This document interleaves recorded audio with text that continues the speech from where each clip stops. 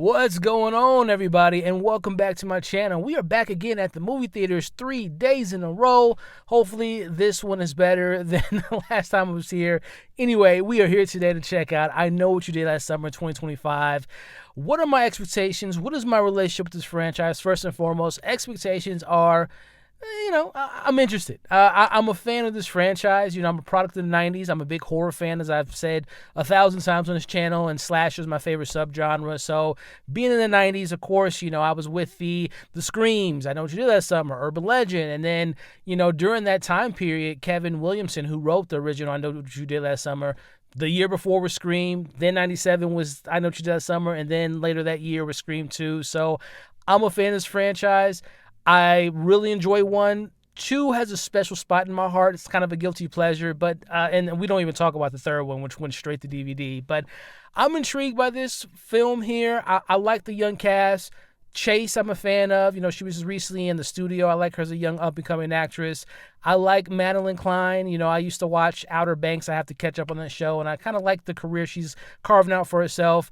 And then the rest of the cast I'm familiar with. Like, I know the one guy played Eric in Little Mermaid, and another gentleman was in an episode of one of my favorite shows of all time in Atlanta, and I believe he's going to be in the new Jordan Peele-produced horror film, Him. So, familiar with the cast. I am familiar with the director. I can't think of her name right now, but she did a couple Netflix rom-coms, which I thought were just fine. So, we'll see. I've heard some mixed things, but apparently for the fans of the franchise, this hits all the right beats. Some people are calling it one of the better legacy sequels out there. So we'll see what we have with this film. Hopefully something that's enjoyable. I know it's going to be cheesy. I already know that. That's what the franchise is. But I want to know, is it going to be a good whodunit? Is it going to be some good kills? Is it going to be apparently some big swings that this film takes? So let's see if it works for me. And I'll let you all know what I thought about it on the other side. Well, I am back, and that might have been the worst movie I've seen all year. There's a couple others that are in the conversation,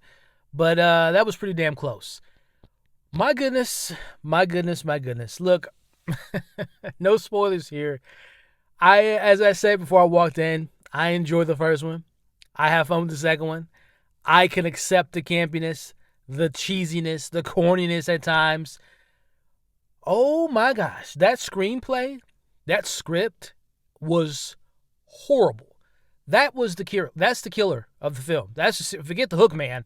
The serial killer is the damn script. I'm not going to try, because this movie isn't worth getting all upset and riled up about, and I'm sure there's people that will enjoy this film. It touches on a very particular set of, like, current zeitgeisty, TikTok-y type of audience that I know will have a good time with it, and good for them. Nothing against people that have fun with this film. This just was not a film that I enjoyed. I will say, positively speaking, it becomes self-aware, but way too late into the film, which I will say there is a point in the film where I'm like, if you would have stuck to this tone and to this wackiness and just accepted, let's just go bonkers, I would have been okay. And I'll just say, I don't want to spoil it, but there is, and I'll just say, a dream sequence. And when you see the film, if you see this film, which I don't recommend, but if you see the film, there's a dream sequence, and I'm like, if you guys just would have went that route the whole way down, I would have been down for this ride. But prior to that dream sequence, my gosh, this was like a bad episode of, and I've only watched a handful of these episodes, so I guess it might not be the best comparison for someone like me that hasn't seen the whole series, but from what I saw from the series, that was like Pretty Little Liars on crack. That was so terrible. It was like the words that were coming out of these actors' mouths were laughable. There's a scene in this film, there's many terrible scenes, where this isn't a spoiler, it's in the trailer. Madelyn Cline's fiance dies like pretty earlier in the film. Again, this is literally in the trailer. The aftermath of that.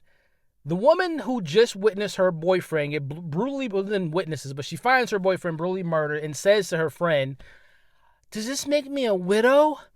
"Yeah, it does, and it makes you a hot widow." That's the level of writing. This was like a terrible ABC type of freeform soap opera that was so bad. Oh my gosh. I will say it was nice to see Jennifer Love Hewitt. It was nice to see Freddie Prinze Jr. They have an interesting scene in this film that I wasn't anticipating. There is one brutal kill that I'm like, okay, I wish you could have did that more in the movie. And that's about it. I mean, the pretty actors, nice clothes, nice scenery, reminded me of like Laguna Beach from MTV back in the day. Which, speaking of MTV, this was like I'm bringing up all the comparisons. This was like a bad episode. Like, what if Laguna Beach was a horror movie? That's what that, and that's not a good thing. That's not a compliment. This was terribly written. I can't even blame the actors because they were just doing their job and reading the terrible script they were given. I mentioned before I went in that people were talking about this film takes bold swings, which again, there is a bold swing that they take involving that sequence I was mentioning. I'm like, okay, I'm here for it. But then there's another bold swing that I thought was horrible. I mean, thank God I'm not like a diehard fan of this franchise, but they do something that I thought was pretty dumb. Pretty dumb. Man, I wouldn't say I was bored because I'm going back and forth with the good and the bad. The whodunit, which this is part of the appeal to this franchise, is trying to figure out who the killer.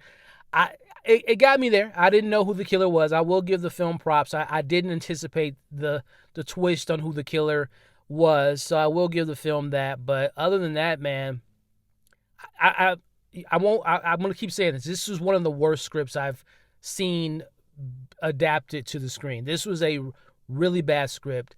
The director, who again, like I mentioned, I've seen a couple of their Netflix movies a couple years ago.